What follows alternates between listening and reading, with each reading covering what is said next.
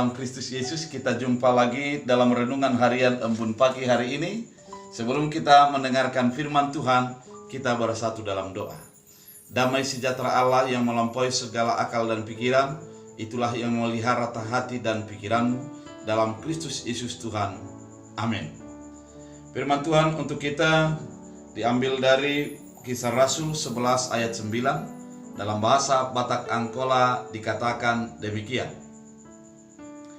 Tapi di dok sorai masian langit mangulahi, sanga ahanadung dihalalkon ni debata, ulang madidoki naharam. Dalam bahasa Indonesia, akan tetapi untuk kedua kalinya suara dari sorga berkata kepadaku, apa yang dinyatakan halal oleh Allah, tidak boleh engkau nyatakan haram. Demikian firman Tuhan.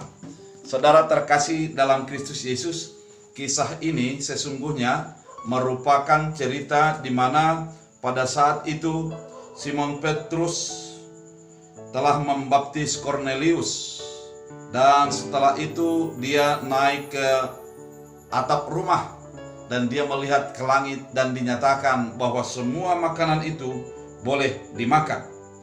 Tapi setelah itu dia mengingat kepada hukum Yahudi bahwa ada hal-hal yang tidak boleh dimakan dan haram. Kemudian ada yang suara dari langit mengatakan apa yang dinyatakan halal oleh Allah tidak bisa dikatakan haram oleh manusia. Sebenarnya firman ini bukanlah yang merupakan berdiri sendiri ataupun yang sebelumnya tidak pernah diceritakan oleh Yesus. Namun firman ini sesungguhnya kalau kita melihat kepada Matius 15 ayat 11 sudah dikatakan bahwa dengar dan camkanlah, bukan yang masuk ke dalam mulut yang menajiskan orang, melainkan yang keluar dari mulut, itulah yang menajiskan orang. Kalimat ini mau menyatakan bahwa kenajisan itu bukan oleh karena yang masuk dari mulut, namun yang keluar dari mulut. Dan di dalam 1 Korintus 6 juga dikatakan bahwa ayat 12, segala sesuatu halal bagiku, tapi bukan semuanya berguna. Artinya meskipun menjadi halal, bukan menjadi berguna. Dan dikatakan juga di dalam 1 Korintus 10 ayat 23 dikatakan bahwa tidak semua berfaedah. Artinya kehalalan bukan menjadikan kita bebas untuk mengeksploitasi segala sesuatu, mengkonsumsi segala sesuatu. Namun apakah itu berguna atau tidak berguna? Artinya, apakah yang kita makan itu menjadi berguna bagi kita atau tidak berguna? Dan di dalam ayat yang lain dikatakan, janganlah engkau menjadi batu sandungan oleh karena makananmu. Artinya apabila orang ada yang tidak mau memakan, tidak menjadi memaksakan diri agar dia itu memakannya. Atau ada orang yang menjadi merasa tidak nyaman ketika kita mengkonsumsi sesuatu, maka kita harus perlu untuk menjaga atau menjauhkan diri dan mencoba untuk menjalin kebaikan melalui apa yang kita makan dan apa yang kita konsumsi. Saudara terkasih dalam Kristus Yesus, kekristenan mengenal bahwa segala sesuatunya adalah halal. Namun meskipun halal bukan menjadi segala sesuatu itu menjadi berguna ataupun berfaedah. Atau ketika kita memakannya, kitalah yang harus menguasai makanan kita, bukan makanan kita yang menguasai kita. Kitalah yang menguasai apa yang kita konsumsi, bukan yang kita konsumsi menjadi menguasai diri kita.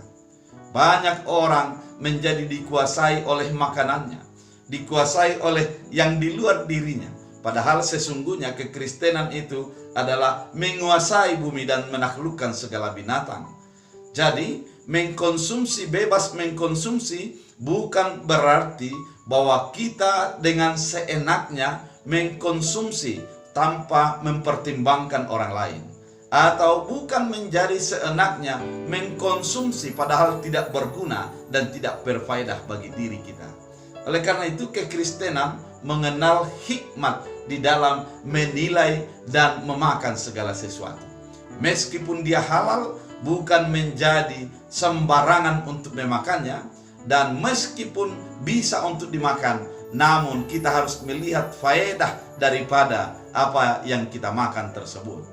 Oleh karena itu, saudara terkasih di dalam Kristus Yesus, orang yang percaya kepada Kristus Yesus yang pasti ketika dia memakan sesuatu, dia pasti mempertimbangkan fungsi dan faedahnya kepada dirinya. Dia pasti mempertimbangkan apakah menjadi batu sandungan atau tidak batu sandungan kepada orang di sekitarnya. Ketika itu sudah menjadi lebih baik, maka dia akan mampu dan bisa untuk mengkonsumsinya. Namun apabila menjadi batu sandungan, dia akan menahan diri dan menjadikan makanan itu sebagai sesuatu yang dia kuasai, bukan yang menguasai dirinya. Saudara terkasih dalam Kristus Yesus, firman ini mau mengingatkan kita bahwa semua bisa menjadi halal dan bisa dimakan, namun dalam artian harus menjadi berfaedah dan kemudian harus menjadi kebaikan bagi di sekitar kita. Oleh karena itu, apapun yang kita lakukan, mari kita melihat kepada kemuliaan Allah melalui tubuh kita, kemuliaan Allah melalui sekitar kita, dan kemuliaan Allah melalui apa yang kita lakukan dalam kehidupan kita. Oleh karena itu, mari kebebasan kita bukan untuk menjadi batu sandungan, namun menjadi kebaikan untuk segalanya.